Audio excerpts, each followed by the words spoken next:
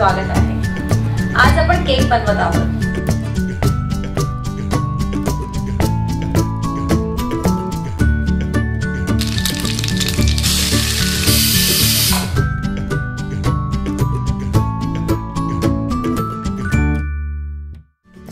Cake tension आलं, cake आपण oven मध्ये नाही बनवणार आहोत, कुकर मध्ये बनवणार आहोत। जास्त कठीण रेसिपी नाहीये, इझी आहे आणि तुम्ही घरी सुद्धा बनवू शकता। केक साठी स्पेशली तुम्हाला बाहेर जायची गरज नाहीये, कधीही केव्हाही तुम्ही घरी केक बनवू शकता। तर चला आपण हा यम्मी टेस्टी केक बनवायला सुरू करूया। त्यासाठी आपल्याला ह्या वस्तूंची गरज आहे।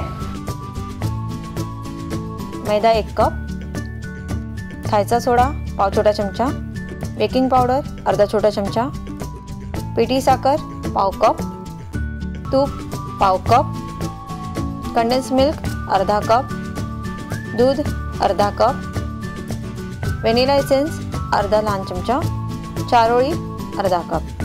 तर चला सुरू करूया।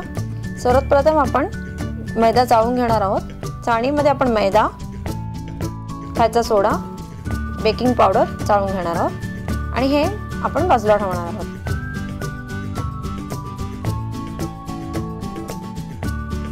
दुसऱ्या बाउल मध्ये आपण पिठी साखर, तूप,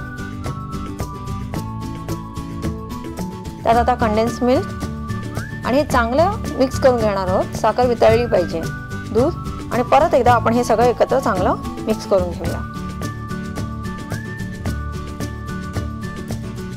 आता आपण ह्यात थोडं थोडं करून मैद्याचं मिश्रण ऍड करणार आहोत आणि तेही चांगलं मिक्स करून घेणार आहोत।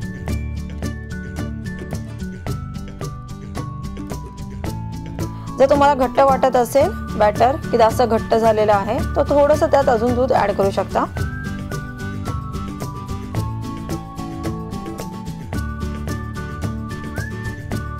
आणि अशा प्रकारे आपण बॅटर बनवून घेतलेलं आहे। त्यात आपण व्हॅनिला, चारोळी, तुम्ही तुमच्या आवडीप्रमाणे कोणतेही ड्रायफ्रुट्स घालू शकता। काजू, बदाम, मनुके जे तुम्हाला आवडतात ते ड्रायफ्रुट्स घालू शकता आणि चांगलं एक करून घ्यायचं आहे। केकच्या भांड्याला आता आपण तूप लावून घेणार आहोत, कारण आपला जो केक आहे तो त्याला चिटकला नाही पाहिजे, म्हणून आपण सगळीकडे चांगलं तूप लावून घेणार आहोत। थोडंसं आपण त्याच्यावरती मैदा स्प्रिंकल करणार आहोत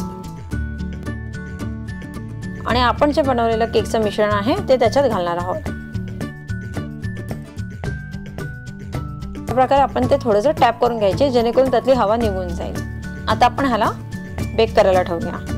आपण कुकर मध्ये केक बनवतोय आणि त्याच्यामध्ये 1 कप आपण मीठ टाकायचं आहे आणि त्याला 1 मिनिटासाठी झाकण लावायचं आहे, शेटी न लावता। 1 मिनिट झाले आहेत, त्यात आपण जाळी ठेवायची आहे आणि केकचं भांडं आपण आतमध्ये ठेवायचं आहे आणि कुकर बंद करून आपण त्याला 45 ते 50 मिनिटं मंद आचेवरती बेक होण्यास ठेवायचं आहे। परत एकदा सांगते, आपण ह्याला शेटी लावायची नाहीये। 50 मिनिटं झालेली आहे। आपला जो केक आहे तो ब्राऊन झाला पाहिजे आणि कुकरचं जे भांडं आहे ते आपलं जळलं सुद्धा नाही, कारण आपण ह्याच्यामध्ये मीठ टाकलं होतं।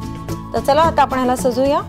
तुम्ही तुमच्या मुलांच्या आवडीनुसार, तुमच्या आवडीनुसार तुम्ही कोणतेही दुसरे कुठले फळं यूज करू शकता। केक रेडी झालेला आहे। Yummy tasty strawberry cake ready झालेला आहे आमचा।